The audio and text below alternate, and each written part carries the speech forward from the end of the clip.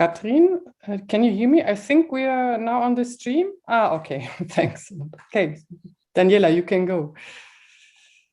Okay, und los. Good evening. My name is Daniela Trochowski. I'm the Executive Director of the Rosa Luxemburg Foundation, and I give all our more than 400 guests in the digital space a warm welcome this evening. I admit that the topic we are going to discuss tonight has been with me since 1996, I think. At that time, I started as a research assistant in the PDS parliamentary group, and one important decision of the Federal Constitutional Court had been made shortly before in 1995, a decision that is still being talked about today in connection with the issue of a wealth tax. In this ruling, the Constitutional Court criticized the different valuations of asset types for taxation and called on the Bundesregierung to update these valuations. Until this update, the court ruled the wealth tax could not be levied again. Since then, 25 years have passed, during which politicians have not had the strength and above all the will to bring wealth taxation back into line with the constitution. And this was mainly due to the fact that opponents of this tax repeatedly claim loudly and very successfully that the wealth tax is unconstitutional, but we all know that is not the case. Since that time, the PDS and after it the left party have presented expert opinions on possible tax revenues and numerous proposals for its design. A key argument for a wealth tax was and is the massive and increasing inequality in the distribution of wealth, but also the financial needs of the public sector. And the corona pandemic has reinforced these arguments because inequality has worsened in numerous Western nations. While low-income earners lost income and savings, the wealthy and large corporations come through the crisis without major damage. And with a wealth tax recently calculated by the German Institute for Economic Research, the parliamentary group of the Left Party and the Rosa Luxemburg Foundations have presented a proposal for reducing the concentration of wealth, and I think we gave an impulse for the debate in the society. And this debate is currently receiving support from an unusual source. At its spring meeting in mid-April, for example, the IMF proposed a net wealth tax, and the OECD recommends a wealth tax in Germany. And according to recent surveys, many citizens are also very much in favor of a wealth taxation. Dear guests, this evening we want to talk with the star economist and inequality researcher Thomas Piketty and the members of the Bundestag, Cansel Kiziltepe and Fabio De Masi, about approaches to combat inequality at the European level as well. Is it desirable and feasible to argue for a wealth tax at the European level? And what made one way to achieve this look like? Thomas Piketty is a professor at the Paris School of Economics. He has been researching for many years, especially on the topics of income distribution and wealth distribution and social inequality. And according to the FAZ, die Frankfurter Allgemeine Zeitung, he sees economics as a social science, it's very good, as a social science that should be concerned with discussing or even solving real problems with real data. And numerous of his published works speak to this, which capital in the 21st century is only just one. Fabio De Masi is an economist, deputy chairman of Die Linke parliamentary group in the Bundestag, head of the economics and finance group, working group financial policy spokesman and member and chairman of the parliamentary group's finance committee, and just a member of Wirecard investigation committee. And Cansel Kiziltepe is a member of the finance committee and has been the deputy finance policy spokesman for the SPD parliamentary group in the Bundestag since September 2015. She's also a member of the sports committee and the Wirecard investigation committee. Cansel has been the managing director of the Tax Maths project since August 2015, and she is also the owner of the domain steuermythen.de. And Cansel has been supporting the idea of a reformed wealth tax for many years, I think. I'm pleased to welcome such distinguished guests to the Rosa Luxemburg Foundation today evening, and I look forward to a lively and a stimulating debate this evening. The debate will be moderated by Eva Völpe. Eva is a researcher at the Foundation's Institute for Critical Social Analysis. And please, Eva, it's yours. Thank you. Thanks a lot, Daniela, and welcome to you all. I'm very pleased that we can discuss today with you three in our event, the 1% inequality and wealth in Europe. And before we start right away, just some short organizational information. I think all of you in the audience got aware that we have a simultaneous translation. If you're in Zoom, you can use it. If you're listening to us in the live stream, you can't access it. So please, if someone needs a translation, you need to switch to Zoom, and our team will post the link to Zoom again, I think right now. As well, if you have some technical questions, just post it and we will be glad to help you. And we will as well provide some links to very interesting papers during this evening, and you can find a list of these links to interesting papers later on on the website of the YouTube, where we publish the recording of this evening. The event lasts until 8 o'clock, and so we will talk between us for around like 1 hour, and then we have like 30 minutes more or less roughly for questions from the audience. We already got some questions. We will sort them a little bit, and I'm afraid we will not answer all of them, but a good part of it. So let's get started. The pandemic, it's really clear, will once again worsen the already extreme inequality in Germany and France, Europe, and worldwide. We can already see this when we look at who is hit hardest by loss of income or lack of coverage by the corona relief measures. And on the other hand, the wealthy keep getting richer. We have a lot of examples for this.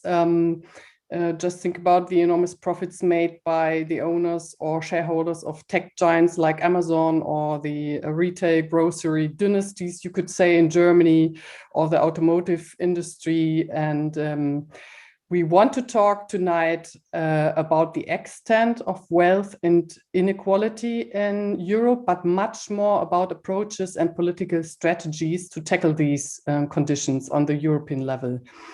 So before we come to these strategies and proposals, I would like to ask all three of you to give us a brief first impression of the developments which are most strikingly to you when it comes to the development of inequality in the longer pattern, but right now as well tightened through during the pandemic.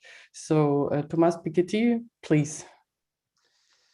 Okay, thank you. And let me first say, that I really apologize for not being able to have this discussion in German, and unfortunately, we have to pick a language, and I'm afraid, this will have to be English if we want to have a European-wide discussion, which I am very, very attached to. I think we need to talk more, especially between Germany and France, about issues like what we are discussing today. So, taking a long-run perspective, in the 20th century, there's been a movement toward a reduction of inequality of income and wealth between so roughly 1914 and 1980.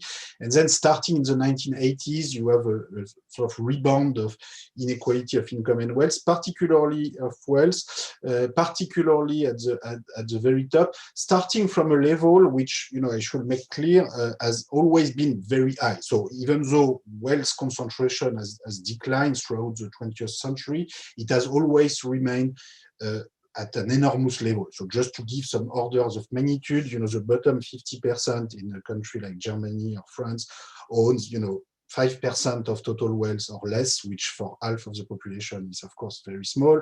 The top 10% will own 55, 60% or more, including at least 20 or 25% for the top 1%. So the top 1% alone would own 5 times as much as the bottom 50%, in spite of being 50 times less numerous by definition. So this, just to start with, we are talking about something, wealth and property, which is very unequally distributed. There's been some limited progress between 1914 and 1980, but this has been, inequality has been going up again since the 1980s, and especially since German unification in the case of Germany, and the level of concentration of wealth is just enormous. Now, in this general pattern, the pandemic clearly, I think, is sort of reinforcing the demand for social justice, fiscal justice. Unfortunately, it's also reinforcing the rise of inequality. We've seen, top billionaires in the world, but also in Europe, in Germany and France, have very often benefited from the crisis. And given the new public debt and the new perceptions that we need to invest more in public services, in our hospitals, in schools, in our universities, I think reintroducing a wealth tax, which will work in a more efficient manner and which will be better organized than the previous version of annual wealth tax that were experimented, I think is really a matter of common sense. This should not be viewed, some people try to pretend this is a radical proposal or anything, well, it depends on the tax rate that you have. Okay, you can have different levels, but the idea of a wealth tax in itself is just a matter of common sense. Individuals differ both in their income and wealth. The two are correlated, but they are never perfectly correlated. You have some individuals who have very high wealth and lower income, some people who have very high income, lower wealth. And in terms of basic economic principles and basic economic justice, you need to have both an income tax and a wealth tax, because if one individual has enormous wealth and limited income, either because of tax optimization or because it just has limited income, take the example of someone who would own property all around the country and who would not do anything with this property and have exactly zero income, it will make really no sense to ask zero tax to this individual. And in fact, in every tax system in the world, at the very least, in the form of a property tax, a tax on real estate used by individuals or by businesses, you do pay a tax on whatever you own, even if you don't generate any income out of it. And so there's a balance to be found between the taxation of the flow of income and profits and the taxation of the stock of wealth and property. You don't want only one, you need to find some balance between the two. And in recent decades, we've gone much too far in the direction of actually, in some cases, the suppression or the repeal or the suspension, in the case of Germany, of the wealth tax. And I think it's high time to change the direction. So, I'm very glad that we have this discussion today. I think, this can be done in Germany alone, this can be done in France alone, but of course, that's even better if there is some joint cooperation and even some, joint wealth tax, or at least joint system of tax audit and tax control at the European level, ideally. But if some countries don't want to move ahead, and I'm afraid we are not going to have unanimity with 27 countries anytime soon, on the introduction of a wealth tax, or even a tax on multinational company, which we've been talking a lot about with the Biden announcement recently.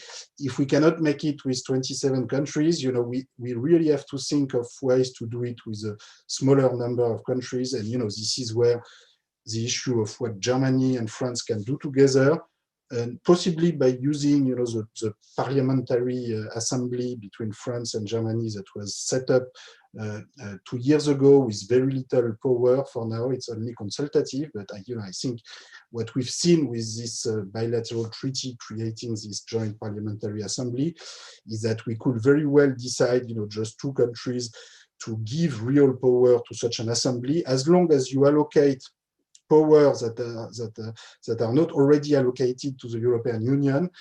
That's perfectly in line with the European Union treaties. And the good news is that there is no tax power at all that has been allocated at the European Union level. Well, I don't know if it's good news, but at least this means that France and Germany could very well decide tomorrow that this assembly, under certain limitations, will be responsible for having some joint tax on large billionaire or large multinational corporations, or whatever we want to do together. This could be open to Italy, Spain, Belgium, or Netherlands, or whatever country wants to enter. And if at some point we have 27 countries in, that's great, but we cannot wait for that. And in the meantime, I think it's very important that Germany and France, and to begin with, certain political parties and movements within Germany and France take position in this direction, so that we can make progress. I've already said a lot of different things, so probably I should stop there and leave the floor to Cansel and Fabio. Okay, thanks a lot. Cansel and Fabio, of course, we will talk about the ways to how to achieve a wealth tax on European level, but I would like to ask you two as well, if you want to add something to what strikes you most when you see how inequality is rising during the pandemic, or as well some comments about inequality in general in the long-term pattern. Cansel, maybe to start with?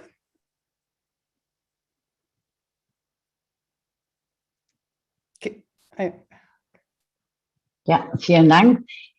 Ich freue mich, Thomas, dich wiederzusehen. Wir hatten es zuletzt bei der Friedrich-Ebert-Stiftung gesehen und du hast natürlich viel zu erzählen und dein dickes Buch zeigt das ja auch und es ist schon das zweite.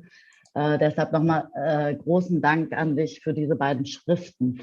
Genau, ich glaube, Fabio und mich bewegen schon seit über Jahren, jetzt über ein Jahrzehnt schon, diese Frage der Ungleichheit.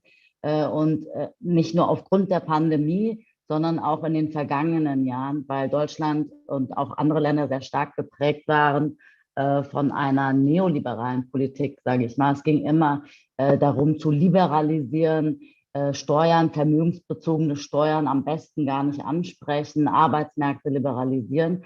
Und wir waren eigentlich da angekommen, wo wir eigentlich so nicht hin wollten. Wir hatten eine Prekarisierung der Beschäftigungsverhältnisse, ein großer Niedriglohnsektor in Deutschland. Wir haben auch gesehen, dass die Vermögensungleichheit sehr, sehr stark gestiegen ist, weil, wie Daniela auch erwähnt hatte, dass wir ein Grundsatzurteil zur Vermögenssteuer hier in diesem Land hatten, aber das Bundesverfassungsgericht nur die Bewertung kritisiert hat und nicht die Existenz an sich einer Vermögensbesteuerung. Und deshalb führen wir diese Debatte. Wir hatten aber bisher keine Mehrheiten. Wir sind ja auch ein föderaler Staat. Das heißt, wir brauchen in Deutschland auch immer die Länderkammer für eine Gesetzgebung. Und viele Steuergesetze sind eben zustimmungspflichtig, sodass wir trotz auch rot-grüner Regierungsbeteiligung Anfang der 2000er Jahre nicht weitergekommen sind. Aber dieses Thema natürlich auch auf der Agenda ist. Da möchte ich auch auf die Erbschaftssteuer eingehen. Auch da hatten wir in den letzten 20 Jahren 4 Urteile und eine Erbschaftssteuernovelle im Jahre 2016 unter Schwarz-Rot. Und ich war selber auch Berichterstatterin für dieses Thema. Aber auch hier war sowohl der Widerstand von der Union so riesig, als auch der Lobbyismus in dieser Frage, sprich die Stiftung Familienunternehmer und die Argumentation, der deutsche Mittelstand geht kaputt, wenn wir eine höhere Erbschaftssteuer haben in Deutschland. Und das führte leider dazu, dass die Verschonungsregelungen bei der Erbschaftssteuer fast so groß blieben oder auch in Teilen größer wurden, dass auch hier kein höheres Steueraufkommen zu erwarten ist. Wir haben jetzt in der Pandemie, es hat wie ein Brennglas gewirkt in vielen verschiedenen Bereichen und eingangs wurde das ja auch gesagt, dass eben die nicht so viel haben, auch stärker belastet werden. Das ist ganz klar, das ist in der Bildungsfrage klar, Menschen, die nicht so viel verdienen, aber auch keine Akademikerinnen und Akademiker sind, können ihre Kinder zum Beispiel beim Homeschooling nicht unterstützen. Und das ist ein Problem für viele, viele Familien in diesem Land. Aber auch prekäre Arbeitsverhältnisse. Grundsätzlich, wenn ich wenig verdiene, kriege ich weniger Kurzarbeitergeld, aber ich kriege dieses Kurzarbeitergeld auch nur dann, wenn ich sozialversicherungspflichtig beschäftigt bin. Das heißt, Minijobberinnen und Minijobber sind komplett ausgeschlossen von dieser Maßnahme. Im Gesundheitssystem, es gab auch dort Reformen in den vergangenen Jahren, im vergangenen Jahrzehnt, mit einem Abbau. Und wir haben gesehen, dass wir in der Pandemie staatlich hier massiv Geld in den Gesundheitssektor stecken mussten. Ja, also die Pandemie hat uns auch gezeigt und deshalb erhoffe ich mir dadurch auch nicht nur einen Diskurswechsel, den haben wir bereits, aber auch tatsächlich konkrete Maßnahmen, um dahin zu kommen, ein Schritt, wo wir hinwollen. Und das ist ein handlungsfähiger Staat, ein starker Staat, der eben gut gerüstet ist, weil nur so solche Krisen auch überwunden werden können. Und da diskutieren wir eben als Partei, als Sozialdemokratie auch vieles. Wir haben ja unser Wahlprogramm jetzt fast fertig und wir haben die Bundestagswahl dieses Jahr. Und die progressiven Parteien sind recht gut aufgestellt. Die Linkspartei ist auch gut aufgestellt. Jetzt brauchen wir nur noch die politische Mehrheit dafür in diesem Land. Aber das Kämpfen darum lohnt sich und es verschiebt sich ja auch viel. Einiges wurde hier angesprochen. Also ich trete seit längerem auch wie ihr für die Aktivierung der Vermögenssteuer ein. Ich habe mich jetzt in der Pandemie auch für einen Corona-Soli ausgesprochen. Fabio hat die Vermögensabgabe ins Spiel gebracht. Ich glaube, beides zusammen ist politisch, auch wenn gewünscht, schwierig umzusetzen. Aber ich glaube, die viel haben, müssen stärker herangezogen werden. Und da brauchen wir auch diese Forderungen. Und der Corona-Soli setzt eben an der Einkommensbesteuerung an, wie halt der Solidaritätszuschlag, der ja jetzt abgebaut wurde für den überwiegenden Teil. Wir können bei der Erbschaftssteuer vieles machen, wir können bei der Immobilienbesteuerung vieles machen, bei der Übergewinnsteuer, das wurde auch angesprochen, Amazon, Google, das sind die Profiteure aus dieser Pandemie, die stärker heranzuziehen. Also es gibt viele Bereiche, wo man ansetzen kann, um die Ungleichheit, und die ist in Deutschland massiv im vergangenen Jahrzehnt gewachsen, hat sich konzentriert, das auch anzupacken, weil wir auch immer wieder sagen, dass das auch volkswirtschaftlich nicht gut ist für eine Gesellschaft. Und deshalb brauchen wir Änderungen und dafür trete ich auch ein. Vielen Dank. Many thanks. Okay, Fabio, Cansel already as well talked a lot about measures and possibility ways to a better wealth taxation, but feel free if you like to add something to the panorama first of the rising or growing inequality. Well, I think I just want to add 3 points, 3 very broad and quick points, so to speak. I think there's a longer term trend in our societies, which has to do with the distribution of power, of economic power. So if you think about wage suppression, for example, we have a growing low wage sector in Germany, and that leads certainly also to pressure on the middle classes, because they have the permanent threat of low wage competition in their neck. And this leads to a big shift where we've seen shifts more to like the economic cake, the piece of the cake for profits gets larger, while the piece of wages gets comparatively smaller. Also, there has been some rebound in the last years. And that leads to a situation where also middle-class families cannot save as much as before. It's much harder, for example, to afford your own, like the classical middle-class dream after Second World War, the small house and so on, because of build-up property prices. While on the other hand, those who already command a huge share of wealth, certainly wealth creates additional income. So they have returns on their wealth each year with very high returns. And so this aggravates the already increasing inequality. But if you think now about Corona, then certainly due to the economic disruption that we feel, we have an aggravation of these trends. You have structural changes such as like online shopping, for example, Amazon becoming more important. You have winners of this situation, but you also got delivery service with like extended low-wage sector, and all these factors will contribute on the one hand to rising inequality in incomes, but this sooner or later also translate into aggravated inequality in wealth distribution. But then I think there's also a specific situation, very specific in Germany, but you can observe it also with the fiscal rules in Europe. We have the so-called debt brake in Germany, and it's enshrined in the constitution with the 2/3 majority, because in theory, you could always argue, well, even if we now had to, you know, like had a lot of like government spending to tackle the economic crisis, you could still grow out of debts in a longer term. If you prolong like debt maturity, you could grow out of it like we did after the financial crisis. But in 2022, we have to return to the debt brake according to the rules enshrined in our constitution, which then leads to a situation where you will have to answer a very simple question. Do you cut back on investment, the welfare state, or do you raise taxes? And there's a question, where do you raise taxes? Do you raise consumption taxes on like working class people who have to spend more of their income and so are more adversely hit by consumption taxes?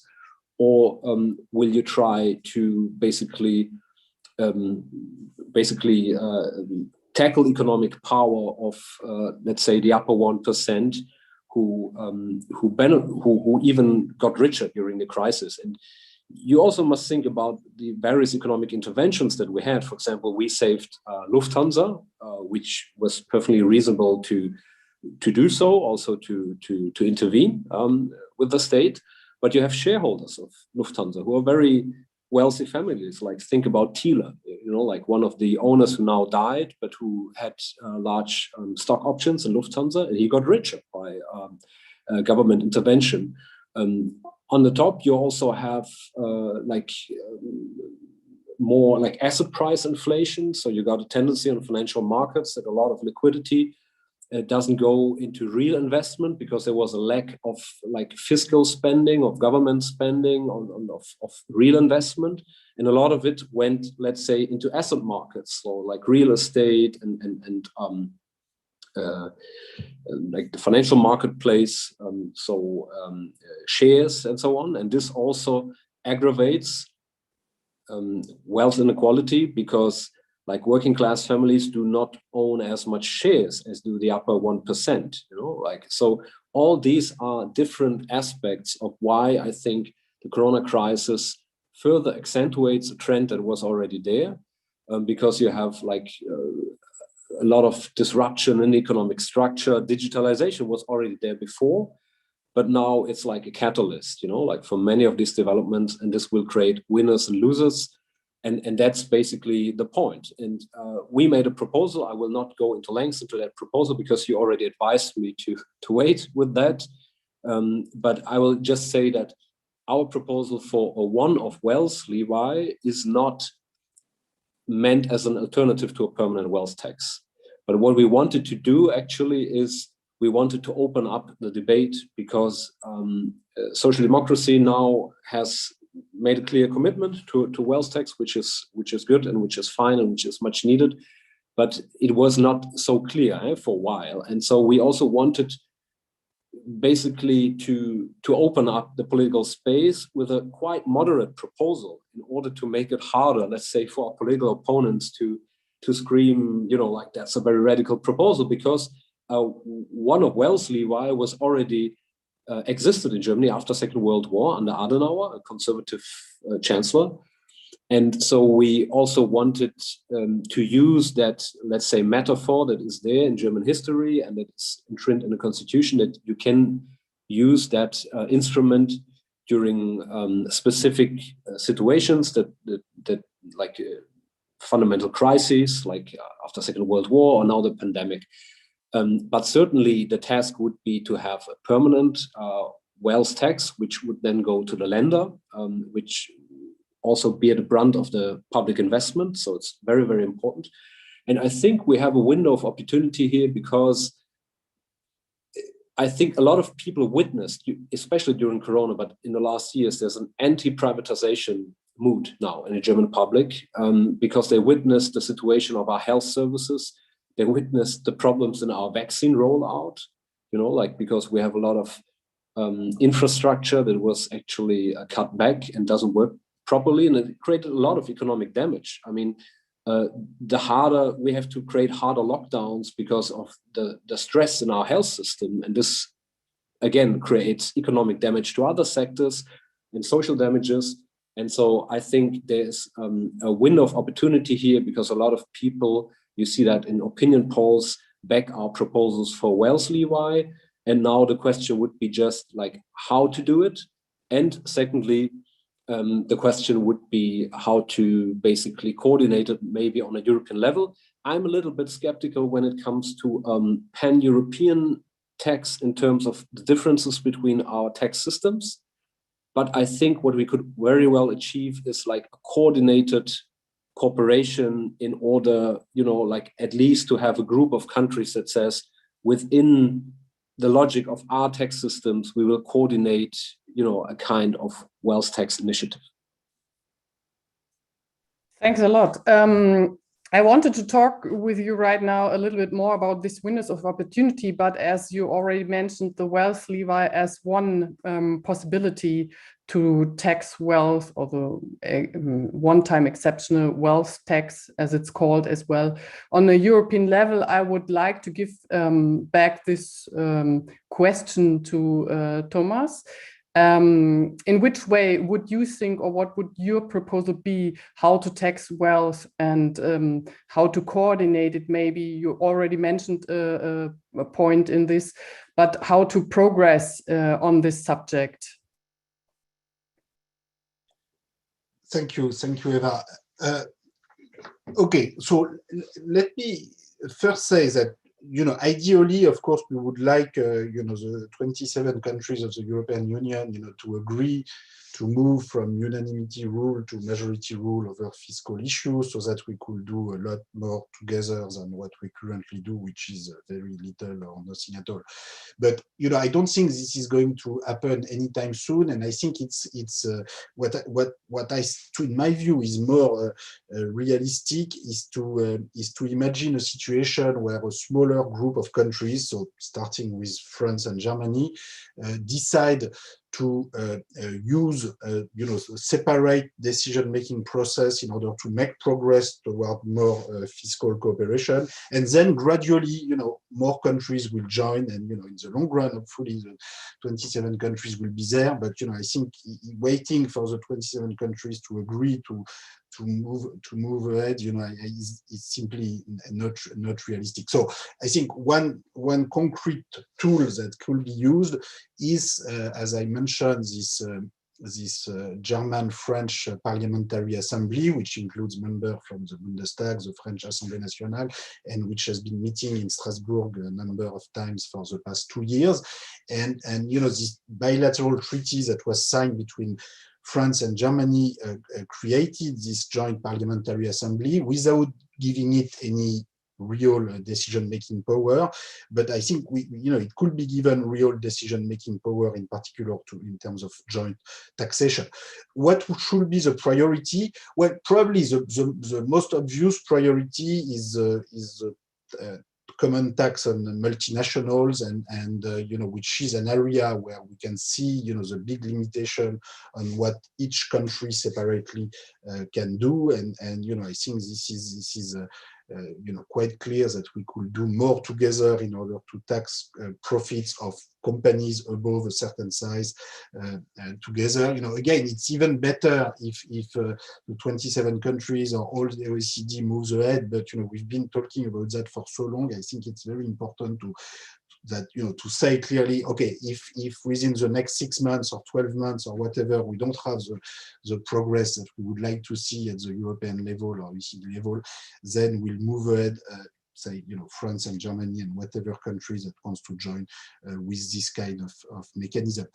When it comes to wealth tax, I think, Fabio, it will work much better if we will do it together, at least on the biggest billionaire and highest wealth level, which are incredibly mobile, and more cooperation on how we define the tax base, how we get the automatic exchange of information about cross-country assets working.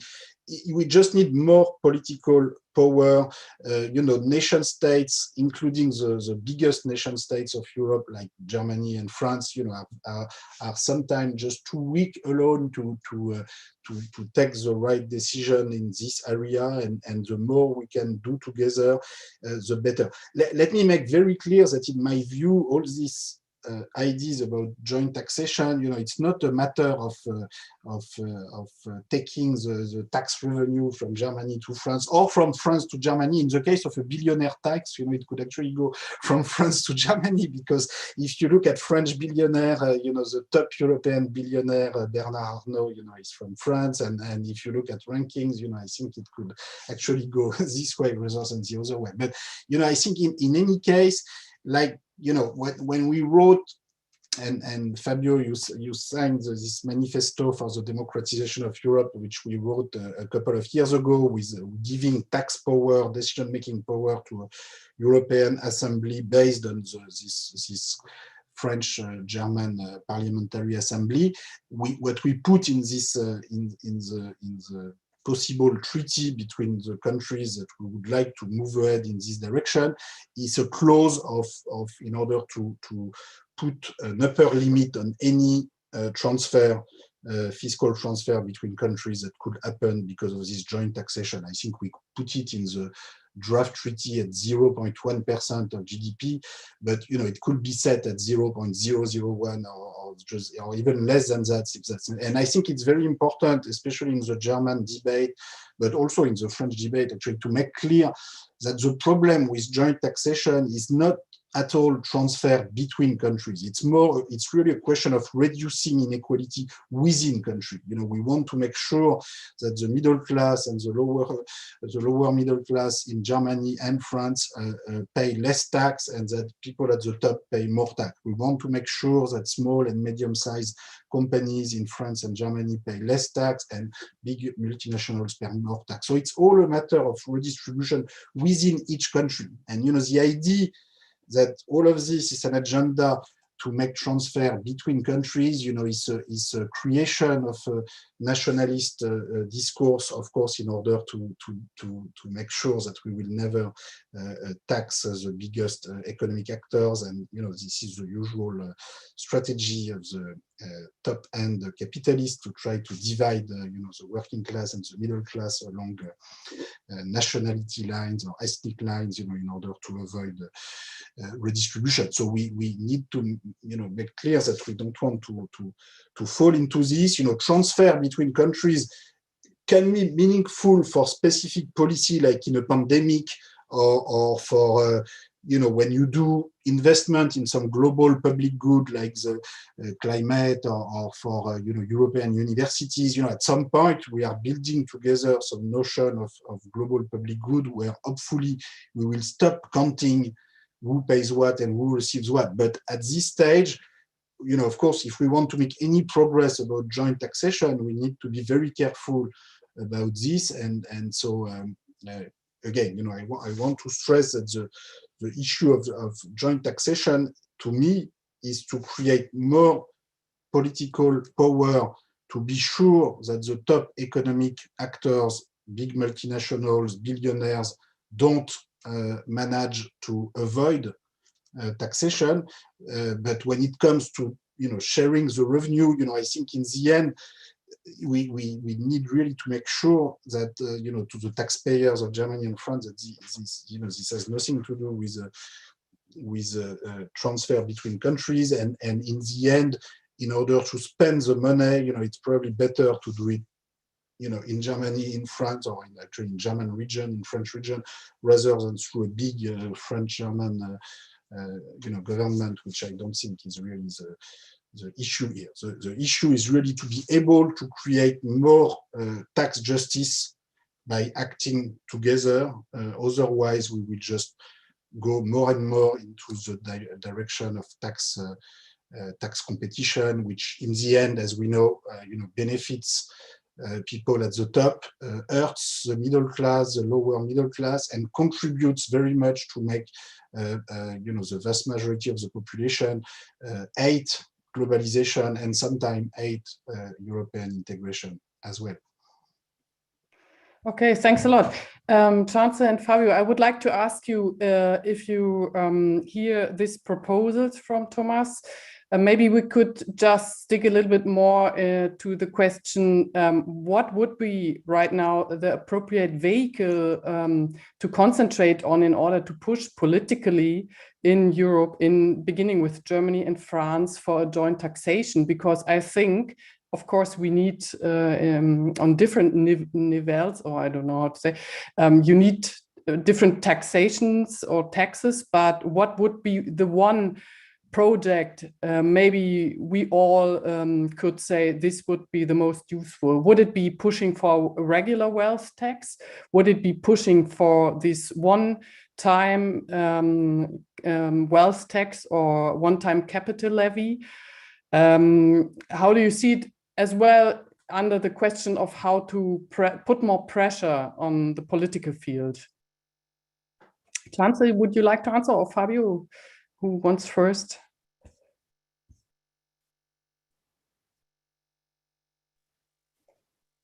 Soll ich anfangen? Okay, gerne. Ja, das sind alles Herausforderungen, die Thomas auch angesprochen hat. Ich glaube alleine, dass Frankreich und Deutschland eine Einigung darüber erzielen, welche Steuern in Europa einzuführen sind, erreichen wir nicht viel. Wir hatten schon mal ein Macron-Merkel-Papier. Da sind noch viele Punkte offen und dieses Papier ist auch schon sehr, sehr alt. Ich bin auch dafür, natürlich, dass wir in Europa hier schneller was durchsetzen können, aber leider hängt es immer wieder in Steuerfragen an der Einstimmigkeit. Wir haben zum Beispiel bei der Finanztransaktionssteuer eine kleinere Gruppe von Ländern, nicht die 27 Mitgliedsländer, sondern im Moment 10 Mitgliedsländer. Und die tun das im Rahmen der verstärkten Zusammenarbeit. Also es gibt schon eine Möglichkeit in Europa, eine kleinere Gruppe dass sich eine kleinere Gruppe zusammensetzt und eine bestimmte Sache durchsetzt. Aber selbst in der kleineren Gruppe gibt es die Schwierigkeit, dass die Leute sich einig werden. Und bei der Finanztransaktionssteuer, das ist auch so bezeichnend, werden die Verhandlungen schon seit 2011 geführt und wir haben 2021 und wir haben noch kein Ergebnis. Da sitzt auch Frankreich mit am Tisch zum Beispiel. Und der jetzige Kompromiss ist, dass wir eine Börsenumsatzsteuer faktisch als Kompromiss haben. Und das war ja eigentlich auch nicht das Ziel des Ganzen, sondern wir wollten eine umfassende Finanztransaktionssteuer, wo Aktien, aber auch Derivate mit drin sind. Und jetzt sind im Moment nur Aktien drin und ob andere, zum Beispiel Pensionssicherungsfonds mit berücksichtigt werden oder ETFs mit berücksichtigt werden. Das ist alles noch offen, ne?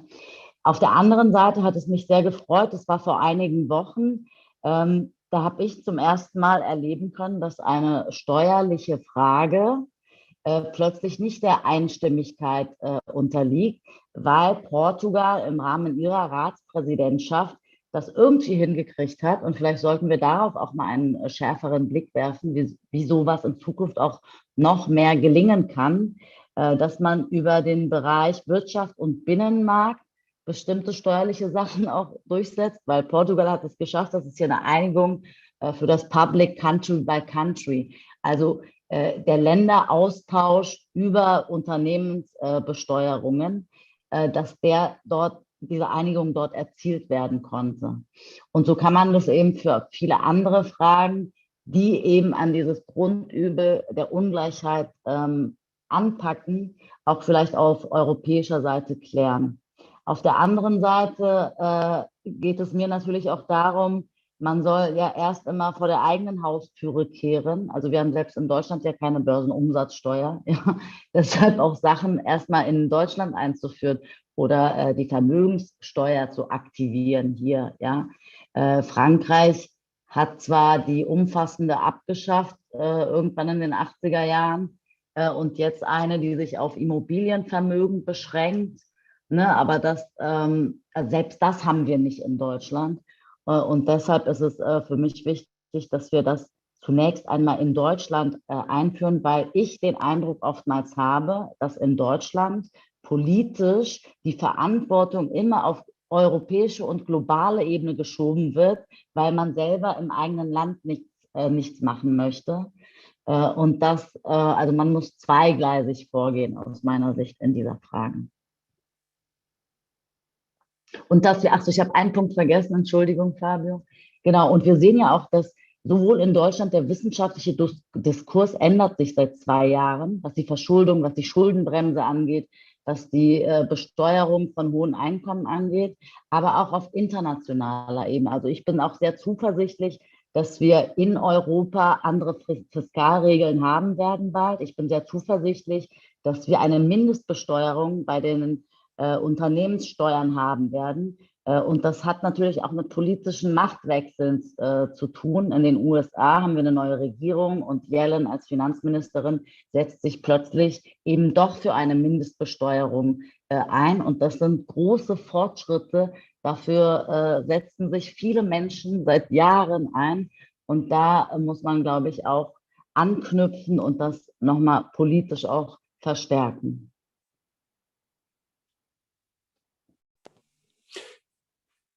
Yes, I agree that we have some progress in the public debate. I think the contribution by the IMF was very important, even for our domestic debate in Germany, because basically all that we've put on the agenda, excess profit tax, more public investment, wealth taxation, has been in one or other way at least mentioned by the IMF, and that's something that I think has more impact on the discourse of the, let's say, political establishment in Germany than if we alone raise those issues. It's also true that we have some movement on the debt brake, public investment, also certainly because parts of, let's say, the German corporate sector are afraid that the debt brake will limit their ability to lower taxes for corporations. But I mean, I'm not judgmental here. I take their support on basically weakening the debt brake if it helps. So I invited together with Cansel, the president of like the Institute of Economics, which is more like leaning towards, let's say, the corporate sector into parliament to discuss about the debt brake. But when it comes to wealth taxation, I do think that my preferred instrument would be the permanent wealth tax. I mean, that's for sure. However, from a let's say, public relations perspective, I think we needed a proposal during the Corona crisis that is a unique selling point, so to speak in marketing language, maybe not in political terms. So we needed something that was new. If I would have made a press statement and I would have demanded a wealth tax, as I did in the last 5 years, nobody would have listened. So I needed an instrument that resonated with the public specifically for that situation. for example, the SPD, when the SPD made a commitment towards wealth tax, that was newsworthy. Why? Because it was contested within the SPD. It was not clear whether Olaf Scholz would take up that proposal. And when he finally did, people were reporting about it.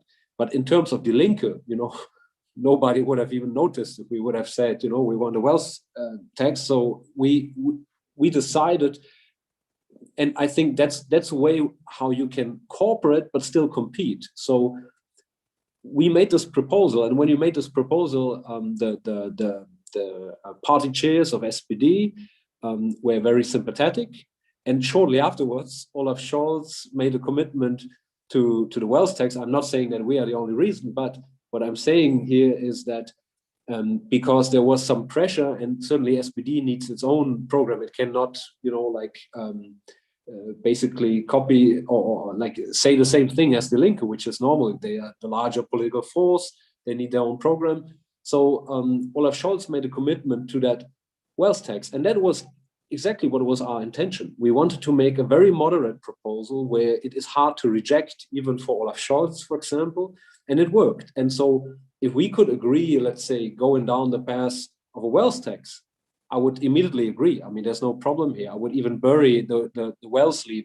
But from a viewpoint of opening up the discourse, I think it was really, really important. Also, because I do personally feel that our old proposal that we had for the millionaires tax is not feasible anymore, and our party committee basically also changed the proposal now. So in the past, we had been lobbying for 5% tax, starting with like 1 million net wealth, but I think that's not realistic in terms of like low interest rate environment with like property boom. You would also like hit some constituents who are maybe on paper now millionaires because like they have real estate in the city, but 5% is quite high. So we now move to a progressive tax rate, basically, with a proposal like the German Trade Union Confederation does. And 5% can be perfectly fine for a billionaire, but when you start with 1 million, I think it's too much, so we wanted a more moderate entry.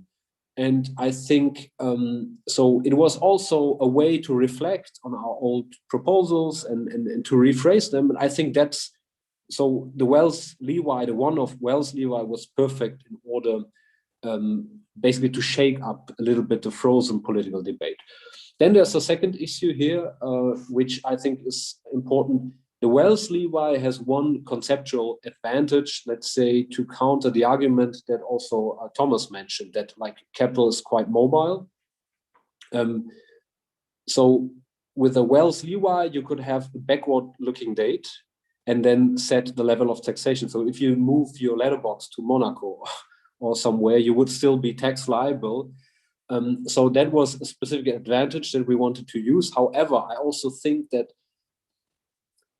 the argument about capital mobility is sometimes a little bit exaggerated. It's true for, let's say, like financial capital, but a lot of wealth in Germany is bound, like physically bound in corporations. It's like machinery, and it's like real estate, and you cannot put your, like your villa on the back and carry it to Luxembourg or somewhere. It's not working. So I do think also that we would be still in a position as the German economy to levy a permanent wealth tax without having like too much adverse effects, because we have wealth taxes in the United States and Japan, and we do even have them in Germany right now, if you think about land tax and that, but it's not very, it's not very meaningful. So I think what is more important in terms of winning over public opinion is that you talk about billionaires, you talk about multimillionaires. So you make it a program that's also attractive to middle classes, because they know like it's like wealth is heavily concentrated. And if you would have a very high rate starting already with 1 million euros, you would only invite, like political opponents, because they could say, like you're hitting someone that is maybe has some real estate wealth, but it's not really a super rich person that commands a lot of economic resources. And So I think it is very clever to actually have a progressive tax, like also Bernie Sanders, for example, lobbies for in the United States, because it also reflects the important work that Thomas has done, that you can see that return on wealth is even higher if you are like billionaire, for example. They have much more higher returns than if you are like, let's say, an average millionaire, so to speak. And so that would be my personal take on it. A last comment on the European issue. My issue is not distribution of fiscal revenue. I know that's a very important debate when it comes to Eurobonds and so on. In Germany, it was triggered by our constitutional court. I'm with Cansel here that I think it's very hard to, like we have certain constitutional provisions in Germany. For example, like wealth tax must go to the Bundesländer and so on. And I think from a legal point of view, it would be easier to, let's say, we have different logics of tax systems. I think it's more realistic, in my view, to have a kind of coordinated European approach to corporate taxation, such as source taxation, so that we would say, if Amazon does we use public country by country reporting, so that if Amazon has a certain share of its revenue made in Germany, then they have to attribute a certain proportion of their profits also to Germany or to France.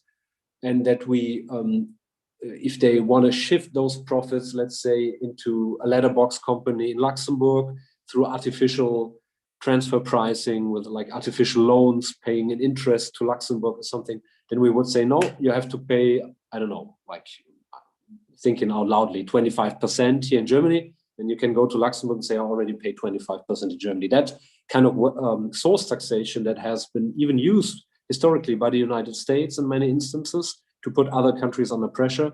I think we can do it. And if we could do that in a coordinated way with France together, that would be perfect.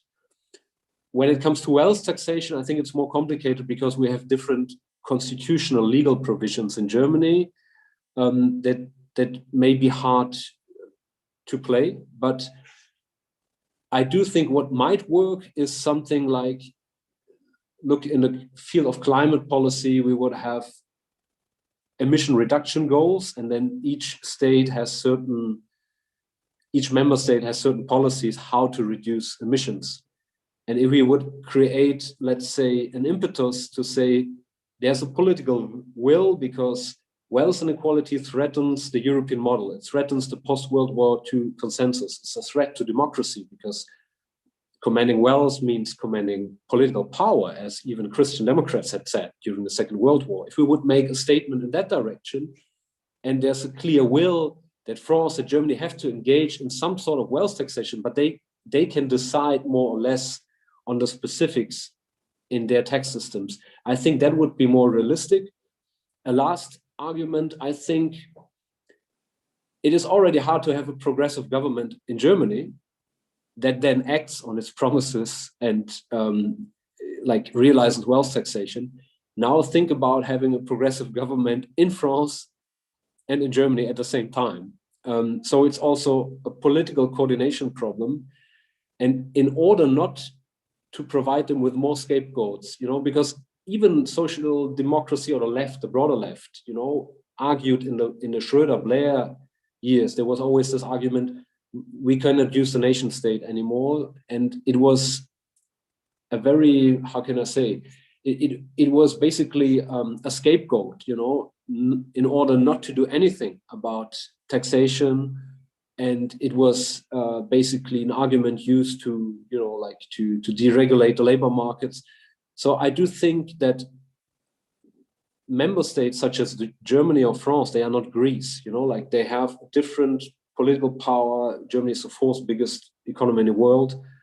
We can, even on a national level, enact wealth taxation, but I would be totally in favor of launching a European initiative in order to have a commitment to wealth taxation in different member states. Okay, thanks a lot, Thomas. I would like to give you the possibility to maybe answer on this last point about the obstacles with joint taxation on as a wealth taxation. And then time is running out, unfortunately, and we should give at least some chance to some to get to some questions from the audience. Let me say very clearly that I fully agree with both Cansel and Fabio that we need a two-step strategy. We need to make progress in each country. So, Germany needs to reintroduce a wealth tax, France needs to reintroduce a wealth tax. So each country needs to do its job. And at the same time, it's important to set some agenda and to make specific proposal in order to be able to better coordinate. So it's not we don't have to choose between the two strategies, of course. Otherwise, if the purpose was to use the Europe as an excuse not to do anything at the national level, that's of course exactly the opposite of what I am proposing. So clearly, Germany or France are big enough to introduce wealth tax on their own, and that's a big fight in itself. And by the way, I should say that I'm very, very glad that the debate has been moving so much in this direction in Germany and both at Die Linke, at SPD, and I hope with the Grünen you are able to come with some joint proposal. And I think what's going to happen in the coming months in Germany is going to be, of course, very important for all of us in Europe. And I think this discussion about tax justice and taxation of wealth, possibly can be one of the components that make left parties, including the Grünen, unite in the coming months. And I should say also that I fully understand what Fabio mentioned about the one-off wealth tax and the study and the document that was produced by Die Linke on this one-off wealth tax proposal. I read it I read the English version, and it's really very well done, very interesting, and I think it's very smart, not only in the German context, but also in the broader European context, to put your proposal into the perspective of the 1952 Lastenausgleich tax, the burden sharing tax, which indeed played a very big role to reconstruct a sense of justice in Germany in the post-war context. And I think it's very important to remind the Christian Democrats that at some point even them in the post-war context realize that this need of social and fiscal justice is very important to make a country stick together and face difficult challenges. So I could not be, more supportive of this. I think this is really great. Now, at the same time, I think it's important to make proposal in order to be in a position in Europe to vote together a better coordinated tax decision. Because actually, as Cansel reminded us in her intervention, the existing framework of enhanced cooperation does not work. We've been talking about the financial transaction tax, as you said, for 10 years and nothing happened. And we've been talking about the corporate tax and profit tax on multinational for, much more than 10 years, 20 years or more than that. And nothing has happened. And, I think the reason is because our decision-making system, whether it's actually unanimity or even if we're able to have qualified majority in the council of head of state or council of finance minister, the very way this council work with one representative per country and everybody defending what they feel is their national interest, all of this happening behind closed doors, all of this is a machinery to make a country sort of fight against each other and in the end not take any decision. And so that's why I think it's really important that we set as a perspective and as a proposal the creation of the kind of French-German parliamentary assemblies that will be in a position to take decision through majority rule for a certain number of tax issues. Now, whether there will be a majority or not to take this decision, is open. And in any case, this will not prevent a German majority to create a wealth tax or do whatever they want, or a French majority to do it. But if in addition, within this assembly, there is a majority to do some further cooperation, then it will be able to do it. So I think it's important to put this perspective into machinery, because, just last point I want to make is, remember that, the fact of being a bigger political entity and political community and economic community together can make the very same members of parliament more progressive from a fiscal viewpoint in a certain sense. Just take the example of the US Congress, over the past 20 years. The US Congress is not a particularly left radical assembly, but somehow, because they have a federal decision-making power for taxation, they've actually had a tax rate on corporate profits that was equal to 35% until Trump came to power. Trump reduced it to 21. Now Biden wants to get it back to 28. Maybe it will go further. Remember that in the US context, states also have an additional profit tax, so it's typically between 5 and 10%. It's like 7% in New York.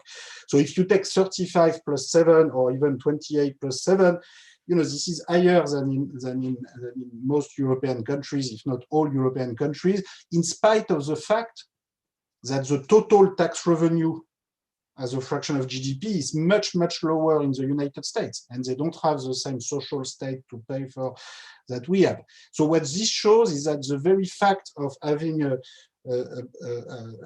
possibility in a joint federal assembly, to take common decision, can make members of this assembly, more willing to tackle the issue of taxing the biggest economic actors, because this being a bigger entity considerably weakens the argument about mobility, which, as you said, Fabio, is sometimes exaggerated. But even if it's exaggerated from a political standpoint, it's not completely, negligible, and in any case, it has to be addressed. And so again, I think it's important to move in both directions at the same time. You have a program to do it in Germany. If you have a majority, that's great. Same in France. But at the same time, I think it's important to have a program where parties say, okay, we are ready to transfer to a joint assembly, whatever tax coordination will need to be made. Then, we can discuss about the details of what exactly needs to be transferred in terms of tax making power. But, just to take the current situation with the Biden announcement. So if we don't know what the US Congress is going to vote, but there's a possibility that US Congress will vote this 21% minimum tax rate, which, remember what it means. If you have the local affiliate of a US multinational in Ireland, and they are now paying 12% in Ireland on their profits,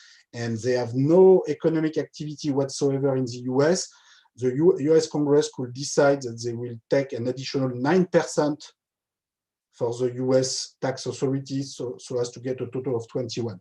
Now, what is Europe going to decide exactly if the US Congress votes this? At this stage, I think there's a serious risk that Europe will decide nothing at all, as usual. Or they will agree on a minimum tax rate, which will be 12%, exactly the level of Ireland, so that in effect, it will make no difference. And the outcome of all of this is that the US will get additional tax revenue for themselves, and we will lose. Remember, when it comes to corporate taxation, we, Europe, have been leading the game, the world competition toward lower and lower tax rates. And that's because of our decision-making procedure. So, Cansel, you took the example of Portugal being able to take majority decision on taxation, but it was not really on taxation. It's on country-by-country reporting. It's a production of information, which is useful, of course, but it's not real taxation decision. When it comes to real taxation decision, taking a higher tax rate out of the profits generated in Ireland without the approval of Ireland, with the current decision-making system in Europe, I don't see that happening. So at some point we have to exit from this decision-making decision, or at least propose some alternative decision-making process, for countries that want to move ahead. Okay, thanks a lot. We have a lot of questions. We can't answer them all, but I would like to take, or I would like to start with, again, with this minimum taxation proposal from the US, because as well some questions are about this subject. And I would like to ask you, maybe you could tell a little more in short words about the advantages and disadvantages you see with this project, because I think how Thomas put it, it will be one of the projects which will be important to discuss and to position itself in the next month. Okay, so we don't know yet what will be voted by US Congress. So all we know is what was proposed by the Biden administration, and it can be a different issue because they don't have a strong majority in Congress, so we don't really know yet. But the proposal by Biden administration, so there are two main ingredients regarding the corporate tax. One is to increase from 21 to 28% the corporate tax rate on domestic profits in the US. So remember, the corporate tax rate used to be 35 at the time of Obama, and it had been 35 for like the previous 20 years. It was reduced to 21 by Trump. Biden wants to put it back to 28. So this is the first part. That's not really relevant for us. This is for domestic profits in the US. The second component is to have a minimum tax rate of 21% on all affiliates of US multinationals based in another country. So this is the example with Ireland I mentioned before. Assume you have a US multinational and they have a local branch in Ireland, where right now they are paying a profit tax of 12%. And as we know, sometimes they pay even less than 12% because Ireland makes deals with them, but in principle, it should be 12. What the US will do, starting January 1st next year, will be to say, okay, I don't care what you decide in Europe, I don't care what you decide in the OECD, I am going to take an extra 9% on the profits that are made by these affiliates in Ireland. Now, of course, Ireland will be very unhappy, they will start saying they don't like that, etc. But it's the same as when the US under Obama told Swiss banks, okay, now you give us the name of whoever has bank account in Switzerland and is in the US. Okay, maybe that's not in our treaties, international treaties, but we don't care. If you don't do it, we just don't, put an end to your banking license in the US. And of course, Switzerland changed their mind immediately. And the same would happen with Ireland and with the Biden proposal. Now, what is the European Union going to do? With unanimity rule, it's very difficult to imagine Ireland saying, okay, do the same with, affiliates of German multinationals or French multinationals in Ireland, help yourself, take the money for your own tax administration.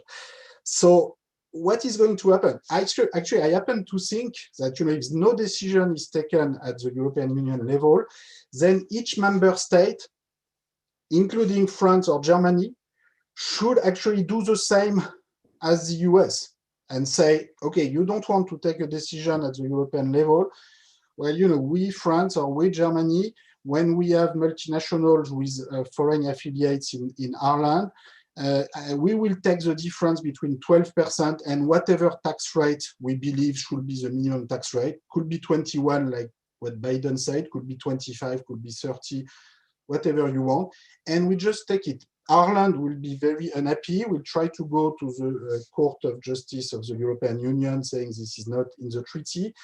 But at some point, I think this is just the only way to make progress. And the fact that Biden does it, of course, will make life easier for people like you or me in Germany and France and say, well, we are just doing what Biden is doing. So, but still, it's it's very difficult to change unanimity, to have unanimity to change the unanimity rule. At some point, it's just not going to happen. And so it's not the fact that we made a stupid decision by having unanimity rule for transnational taxation issues when European treaties were agreed a couple of decades ago does not imply that we should stick with that for another 50 years or another century. You know, at some point, you have to get out of whatever stupid decision you did in the past. And I think this is the opportunity to do it. And this is where, you know, if this was done not only by France alone or Germany alone, but possibly, in a France-German setting, you know, that would be even better. But we'll see. Okay, thanks, Thomas. I would like to give Chancellor and Fabio as well the chance to answer on this question, because we are really running out of time, unfortunately. Chancellor, will you please first? Ja, gerne. Ja, ich finde die Entwicklung in den USA auch sehr bemerkenswert. Und bevor wir hier einen Regierungswechsel hatten, haben sowohl CDU als auch CSU immer wieder die falschen Zahlen in den politischen Auseinandersetzungen hier in Deutschland erwähnt.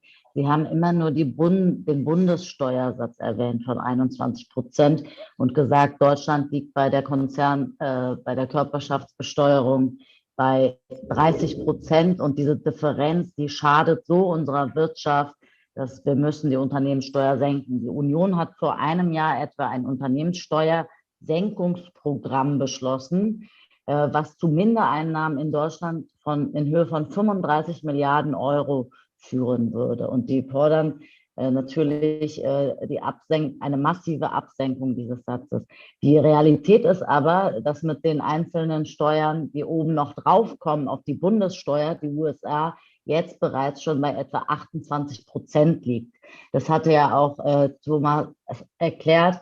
Jetzt fordert die jetzige Regierung nochmal 7 on top. Also USA wäre dann in summa summarum bei 35% und Deutschland wäre bei 30% im Moment. Ne, das ist die eine Sache. Die andere Sache ist, wo wir uns auch Bewegung erwarten, weil es eben in Europa auch nicht vorangeht.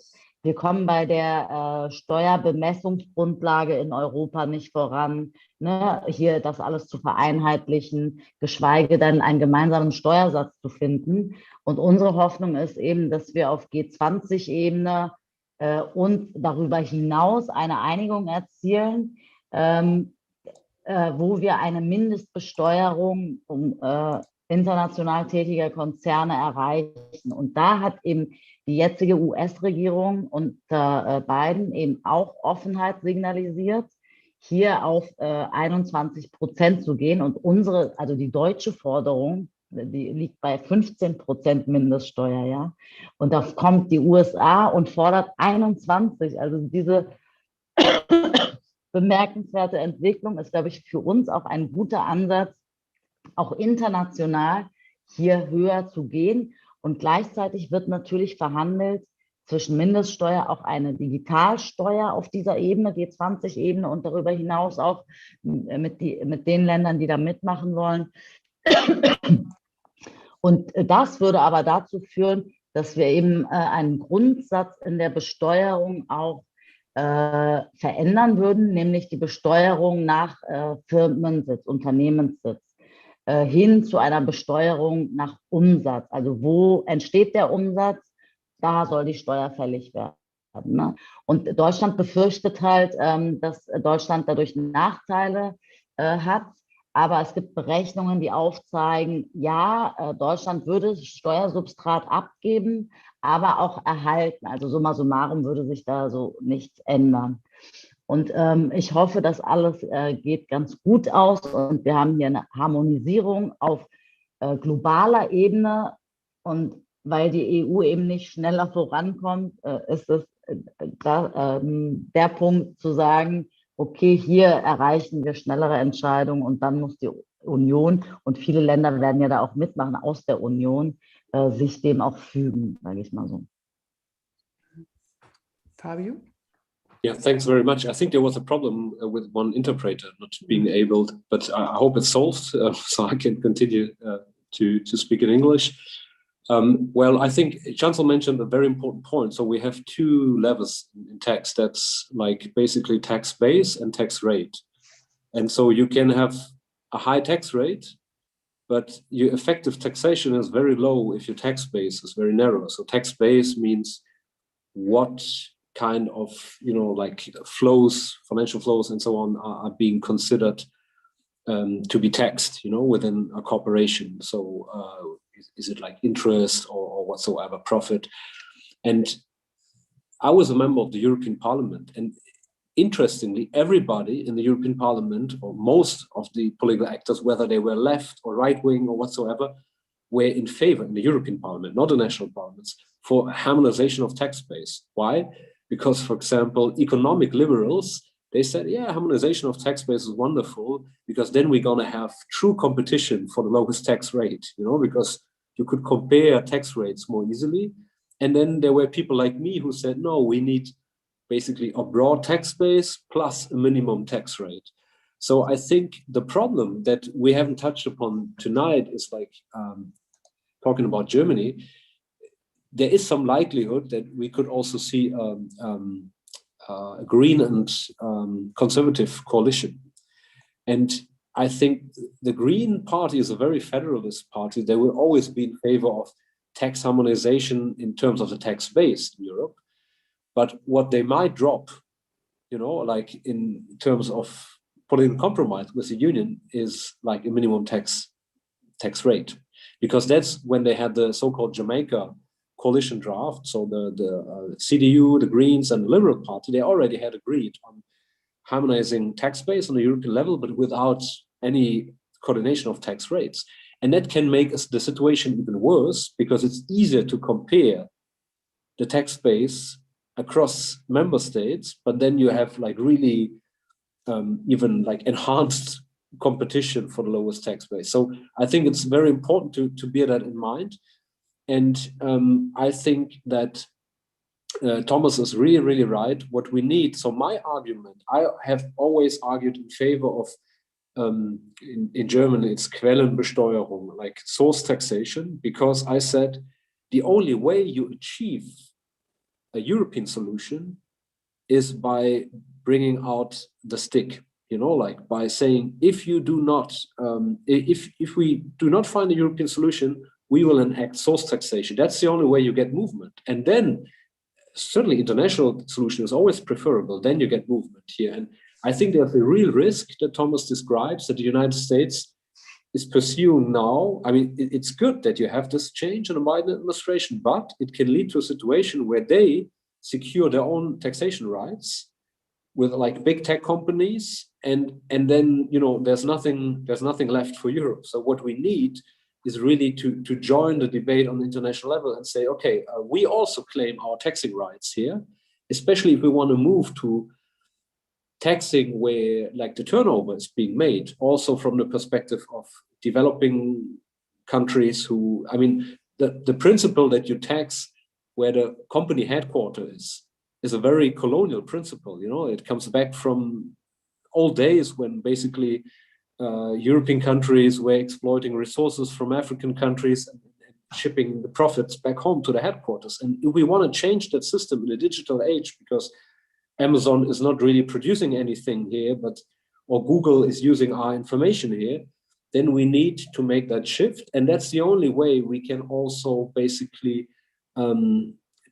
tackle maybe the US strategy to claim the taxing rights alone. So it's good that Biden made that step, but it's also a danger, as Thomas laid out, that Europe loses its taxing rates entirely to the United States.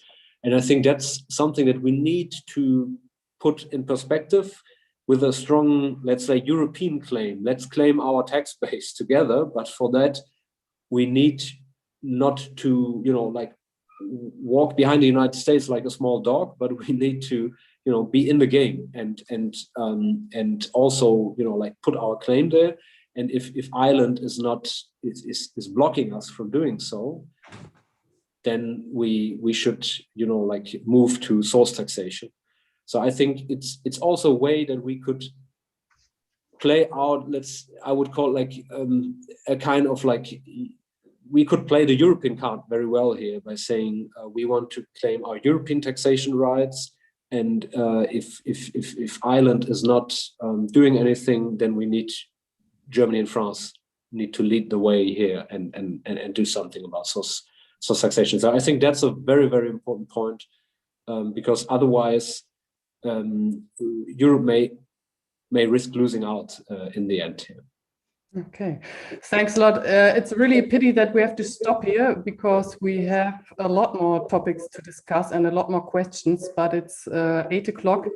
So now it's over with this discussion, at least for this day. I want to thank you all the three of you, and as well the audience who listened to us. And I want to apologize for the problems we had, because there was a problem with the interpreters who got kicked out of the Zoom meeting. So I think there might be some loss of the translation. But I hope everyone nevertheless joined us and liked what we were discussing, and we need to progress in this discussion. And I would like to thank as well the team which made this evening possible, the event management of the Rosa Luxemburg Foundation, the translators, and the chat administration team. Thanks to all of you, and hope to see you soon. Take care. Bye. Thanks, Fabio, Cansel, Eva. And Thanks, good luck for the elections. If I will probably talk to you before that, but if I don't, Merci beaucoup. Yeah, we need the LINKEN and SPD, of course, to come very strong to avoid the innen falling on the dark side. So